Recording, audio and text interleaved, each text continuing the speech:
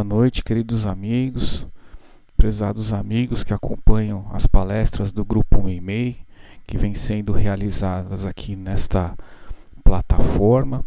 Espero encontrar todos bem, espero encontrar todos com saúde física e mental, e ainda assim que tenhamos problemas, possamos ter força e fé para enfrentar a todos eles, não é verdade?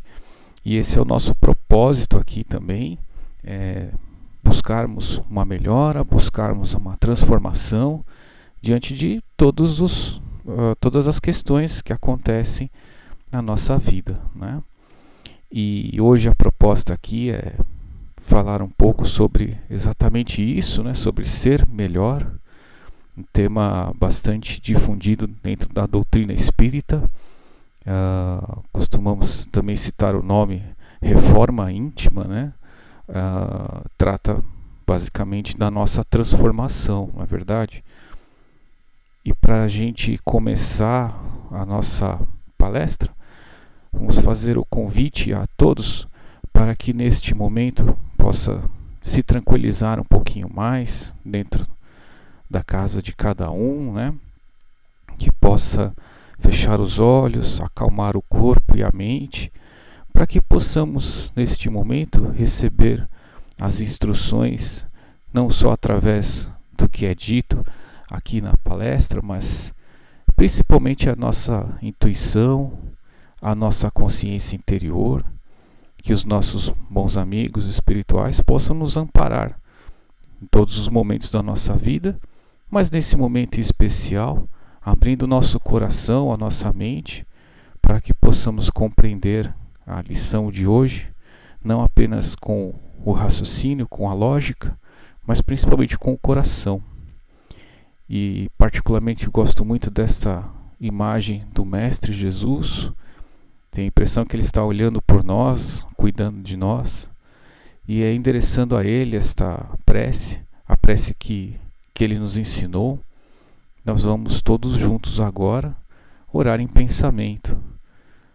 Pai nosso que estás nos céus, santificado seja o vosso nome, venha a nós vosso reino, seja feita a vossa vontade, assim na terra como no céu. O pão nosso de cada dia dai-nos hoje, e perdoa as nossas ofensas, assim como nós perdoamos a quem tem nos ofendido. Não nos deixe cair em novas e más tentações, mas livrai-nos, Mestre, de todo o mal.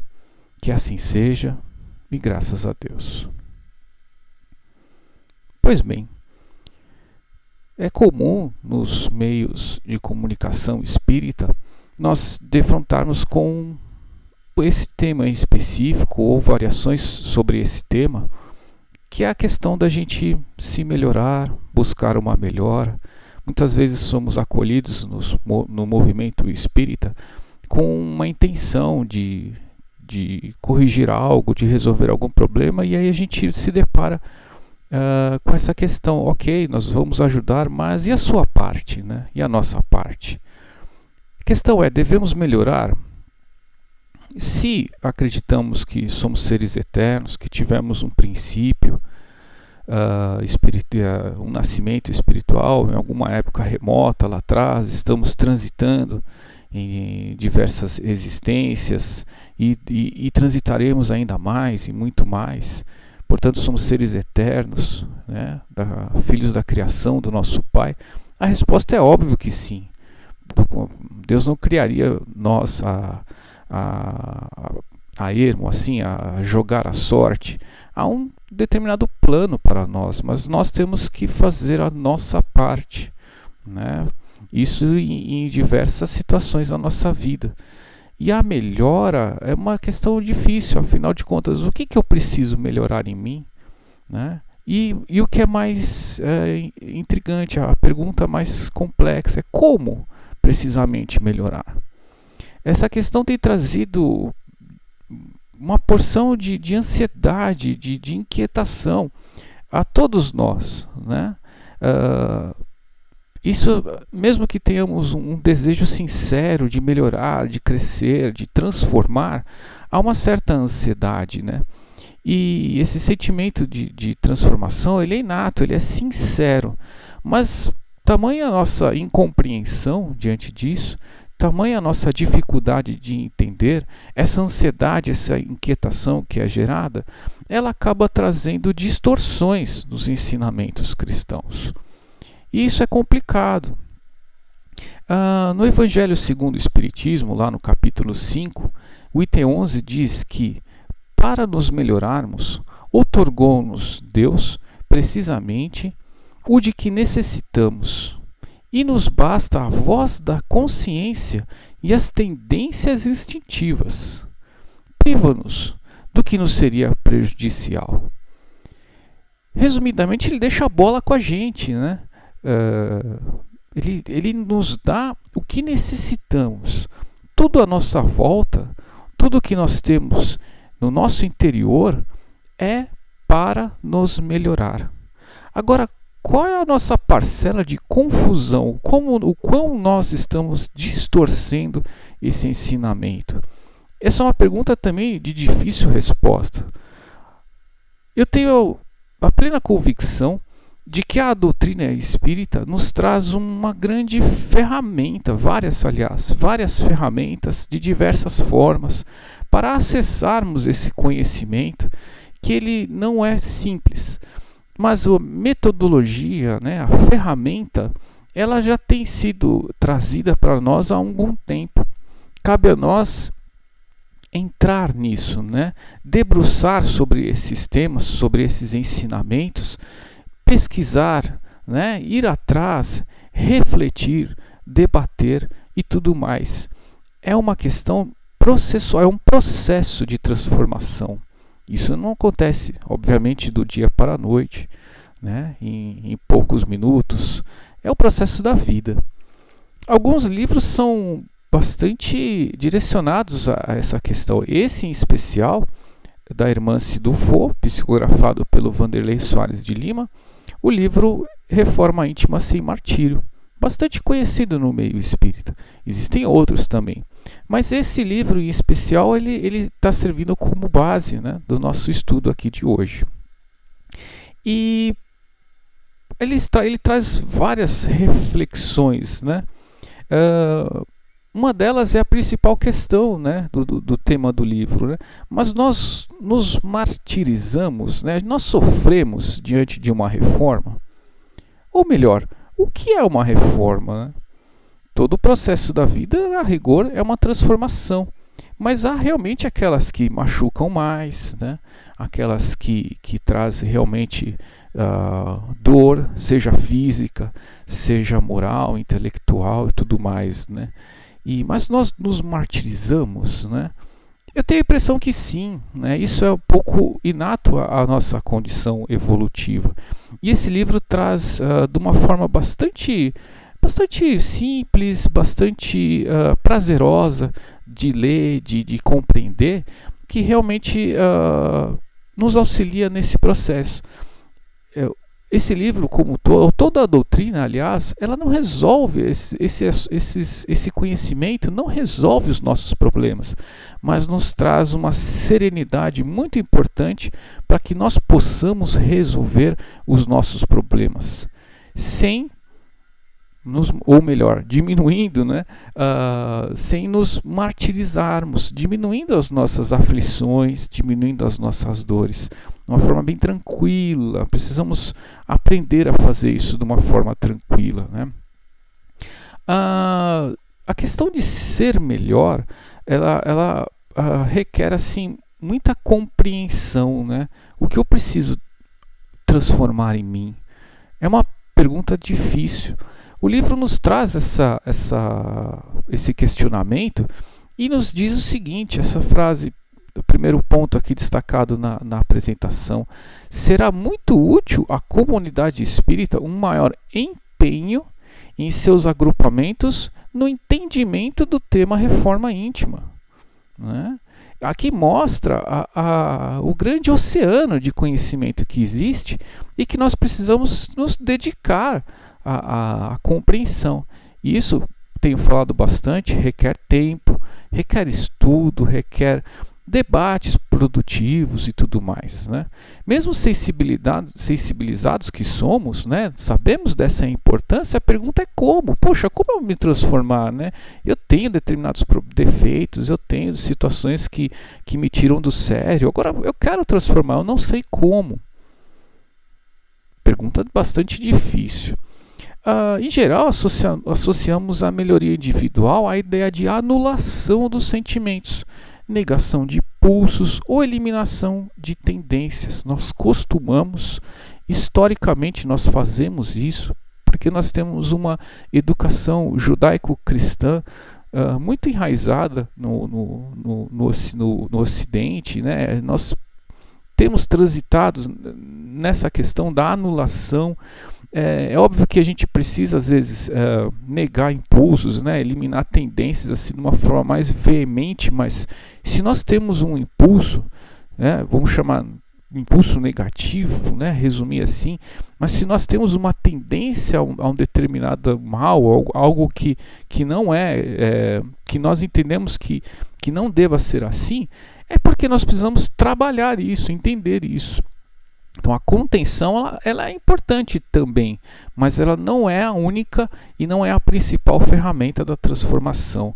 Então essas ideias têm o seu valor, mas se não forem bem exploradas, né, as ideias de tendência, de anulação, poderiam ter um vínculo mental obsoleto o bordão do, por exemplo, pecado original, que quem estuda um pouco esse tema sabe dessa questão, né, da anulação, do medo, da vergonha, né, priorizando a repressão ao invés do entendimento, da educação e da renovação, né? A repressão às vezes é necessária, mas nós não podemos colocar à frente do entendimento, da educação, da verdadeira renovação. Esse tipo de repressão pode ser uma violência contra o nosso mundo íntimo, que cria um sistema de inaceitação devido à ansiedade em aplacar sentimentos de culpa. Então, quando nós escorregamos, né, no nosso dia a dia, né, a gente faz aquilo que a gente não devia, o que é completamente natural, né? A gente se sente muito culpado, né? E é uma fuga que ele declara a condição íntima de indignidade pelo fato de sentir, fazer ou pensar em desacordo com o que aprendemos na doutrina. Nós aprendemos na doutrina uma porção de coisas importantes, dentre elas, o que é ser bom, o que é ser bondoso, caridade e tudo mais. Mas ainda há um hiato, né? Ainda há uma distância entre a gente fazer isso no dia a dia, todo dia, etc. Natural, completamente natural, mas quando a gente dá aquela escorregada mesmo e a gente percebe, a gente tem a tendência, né, a sentir essa culpa, né? Puxa, eu não deveria. Às vezes é até comum a gente ver assim: espírita não deve chorar, né? Poxa, não é porque não entendeu a doutrina, né? Na rigor não tem nada a ver, né? Principalmente quando a gente observa as atitudes de alguma pessoa que coroamos como um determinado ídolo. Nós temos expoentes, né? Tanto dentro da doutrina, mas em geral pessoas boas de qualquer doutrina, pessoas cristãs, né? Nós temos aí, enfim, determinados homens importantes, santos, né? Que a igreja determina como santos, que a gente acaba se espelhando. Olha que pessoa boa, olha que pessoa espetacular, né? Até mesmo pessoas que a gente no dia a dia pode encontrar, em determinada situação ela mostra uma serenidade ou uma determinada característica que a gente acaba coroando ela como um ídolo. O ídolo é importante também, ele é uma referência, mas se essa referência nos traz algum desconforto, por exemplo, uma culpa, né, ou qualquer outro sentimento, uma inaceitação do que a gente é, né, porque a gente está vendo esse ídolo como uma referência, isso também pode ser um problema, precisa também ser explorado. Cada um tem o seu momento, cada um tem a sua particularidade. Todos nós temos luz e temos sombras, né? E a gente precisa colocar isso na mesa, né? As cartas na mesa e entender tudo isso que está à nossa volta. A rigor, a culpa ela não renova, ela limita. É o primeiro passo a culpa, né? Mas não para aí. A culpa, ela, a rigor, também não educa, ela contém. Mas a educação é o que vai trazer a transformação, né? E ser melhor não é necessariamente ser contra nós. Não é reprimir, é educar. Não é exterminar o mal. Parece estranho isso, né? Mas ela não é exterminar o mal em nós, e sim fortalecer o bem que está adormecido na consciência. Olha que bacana. Foi perguntado aos espíritos, né, por Kardec no Livro dos Espíritos, onde estão as leis de Deus? Eles respondem, está na consciência dos homens. Nós sabemos, no fundo, nós sabemos o que é certo, o que é bom. Precisamos acessar isso, trabalhar isso, né? Também nos é dito assim, né? É claro que para educar é preciso controle. A irmã se nos diz isso. Tendo em vista os hábitos que arregimentamos nas vidas sucessivas. Nós somos seres antigos, nós temos tendências que nós criamos milenarmente. Vai ser difícil às vezes transformar isso. Requer tempo, como eu disse anteriormente. Entretanto, muitos discípulos permanecem apenas nesse estágio do controle, né? Definindo seu crescimento espiritual pela quantidade de realizações a que se devota por fora, quando o crescimento pessoal só encontra medidas reais nos recessos do sentimento, menos contenção e mais conscientização. Eis a linha natural de aprender a dar ouvidos aos alvitres do bem divino que retumbam qual eco de Deus na nossa intimidade. Olha que bonito, que frase bacana, né? Quer dizer, a gente precisa entender melhor, debruçar sobre esse tema e desenvolver melhor, né? Como dito anteriormente. O controle, como ela diz aqui, ele é realmente necessário, né? Mas não deve estar à frente da verdadeira educação, né? O conjunto dos ensinos espíritas é um roteiro. Você vê, ele não é uma mágica, né? Não é algo que vai transformar a gente de um dia para a noite, né? Mas ele é um roteiro para a vida toda. Então ele é um roteiro completo para todos os perfis de necessidades no aperfeiçoamento da humanidade. Olha que bacana. Todavia, trilhar este roteiro requer tempo e dedicação, como eu tenho dito bastante aqui nessa apresentação, nesta palestra, como qualquer área pela qual se deseja aprender adequadamente. Qualquer coisa, meus amigos, que a gente queira desenvolver, queira aprender a fundo, entender, requer tempo, requer dedicação, né?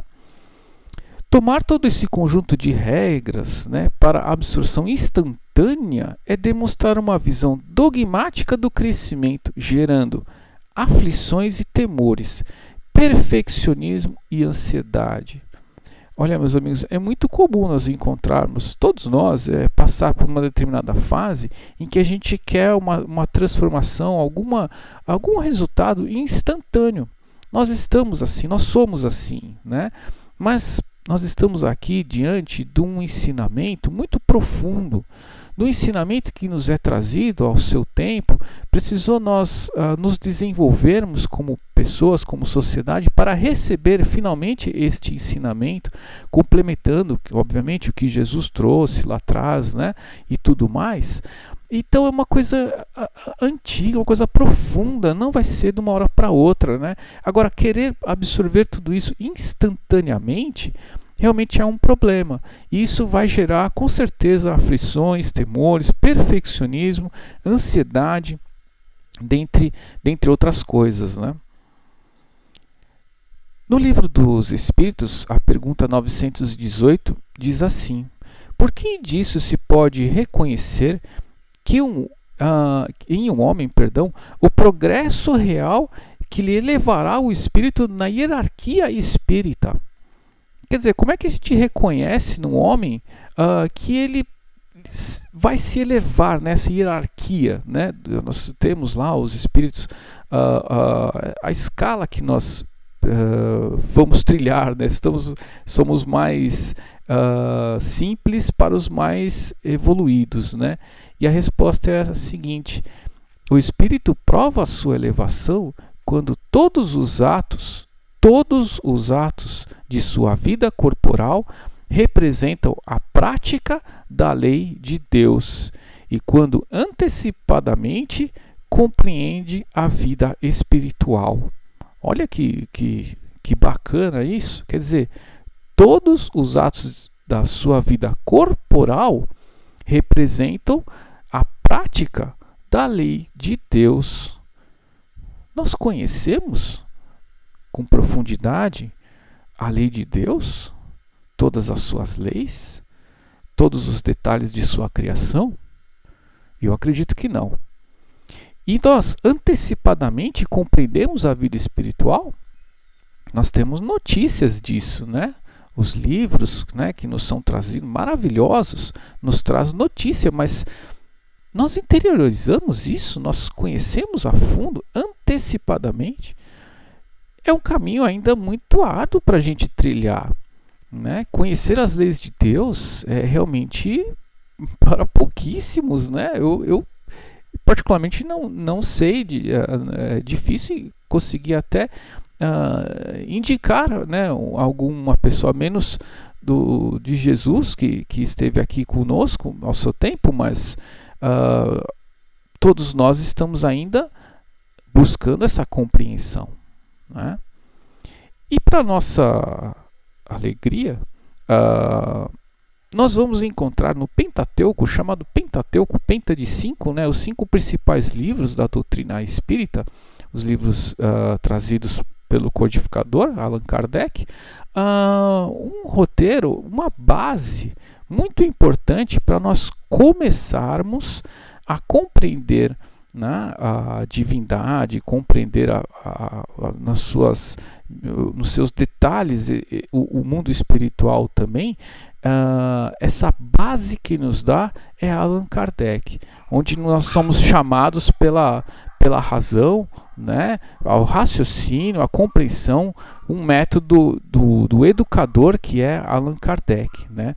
Então ele traz para nós o Livro dos Espíritos, lá em 1857, que é responsável pela parte filosófica da doutrina. A rigor, este livro é um resumo de toda a sua obra, mas ele nos noticia mais a questão filosófica, a filosofia da doutrina, né? Quem é Deus, o que é Deus, como nós podemos conhecer o mundo espírita, as suas leis, as penas e gozos na vida futura. Passa ali desde do macro para o micro, né? De Deus para nós, né?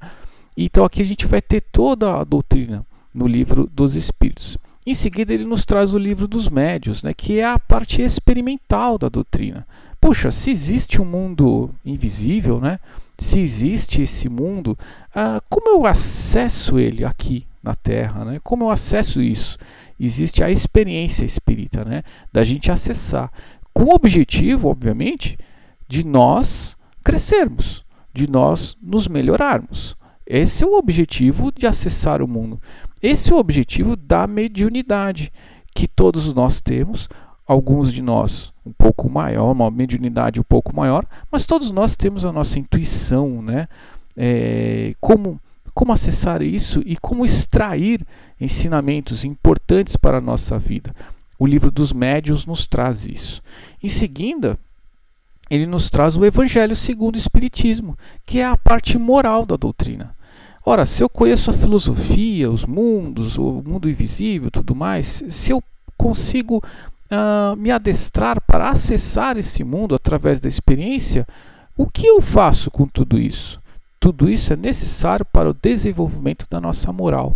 Portanto, é o desenvolvimento do nosso crescimento. Em seguida, ele traz o livro O Céu e o Inferno, que é a parte analítica da doutrina. São os casos importantes para a nossa análise. O que é o céu, o que é o inferno, segundo a doutrina espírita? Novamente, a gente vai ver da seguinte forma: se eu conheço a filosofia, se eu conheço a experiência, se eu sei que da questão moral, se eu sei que eu preciso desenvolver essa questão moral, mas se eu não consigo, se eu não o faço, o resultado disso ele é descrito na parte analítica, que é exatamente o céu e o inferno, na visão espírita. E em seguida ele nos coroa com a Gênese. A Gênese é a parte científica da doutrina. Nos traz também um grande resumo da doutrina, tenta nos mostrar de onde viemos, para onde nós vamos, dentro da nossa ciência espírita, ainda assim com hipóteses, mas com questões que nos traz o raciocínio, né, que nos dá a oportunidade de conhecer, de debater estes temas.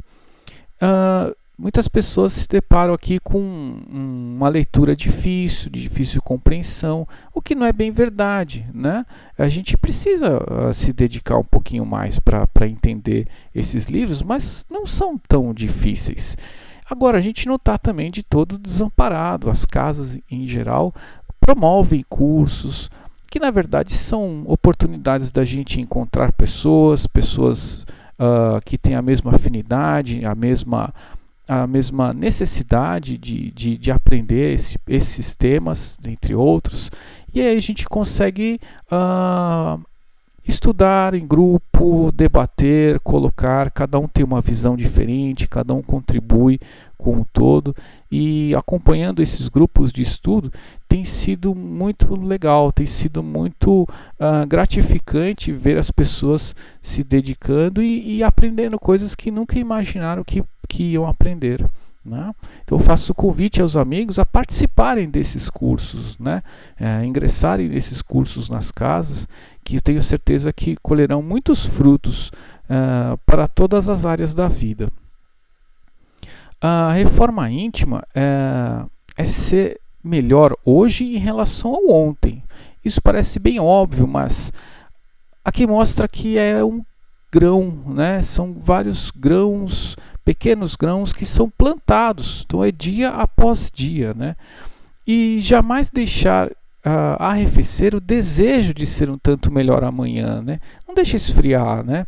Em relação ao que foi hoje. Basta-nos aprender a ouvir a consciência e estudar os nossos instintos. Reforma é um trabalho processual. Então não existe uma fórmula pré-estabelecida, um método pré-estabelecido. Aquilo que funciona às vezes para uma pessoa pode não funcionar para outra, mas a gente tem que entender que é paulatinamente, é dia após dia, buscarmos ser melhores. Agora, olhar com um pouco mais de profundidade em relação aos nossos instintos, tentar entender eles, né? Os nossos medos, as nossas carências, é uma forma bem bacana da gente um dia, quem sabe, colher frutos em relação à nossa reforma íntima, né? Puxa vida, por que aquela pessoa me incomoda tanto, né? Vamos pesquisar, vamos olhar para isso. Por que determinada atitude dessa pessoa me traz tanto desconforto? Eu não gosto disso, por que será? Né? E tudo isso é um processo, é algo que é para a vida toda. Então não existem fórmulas, não existe roteiros, existe sim uma vida de dedicação ao estudo de nós mesmos. E eu tenho certeza, tenho plena convicção de que a doutrina espírita nos traz uma ferramenta espetacular para a gente começar a acessar isso. Mas requer tempo e requer sim dedicação. Então, meus amigos, que possamos nos dedicar sim a esses ensinamentos. Eu também gosto muito dessa figura que mostra Jesus aqui ensinando as pessoas, né? Exímio educador, né? Kardec também, educador ao seu tempo, né? Nos codificou a doutrina e nos traz aqui uma metodologia que nos remete a essa simplicidade mostrada aqui na figura pelo mestre, né? Que ensinava as pessoas em meio à floresta, né? Como o Sermão do Monte, né? Representado aqui também, né? Tão importante, né, para nós nos remetermos a essa simplicidade e a essa essência, porque aqui tem tudo o que nós precisamos, mas a dificuldade realmente é a de compreensão. E ele nos ensinou assim, né? Eu sou o caminho, a verdade e a vida. Ninguém chegará até o Pai senão através de mim. Então que essa doutrina nos traga todas as ferramentas necessárias para acessarmos a Ele, ao Mestre Jesus, e caminhar assim todos juntos até o nosso Pai.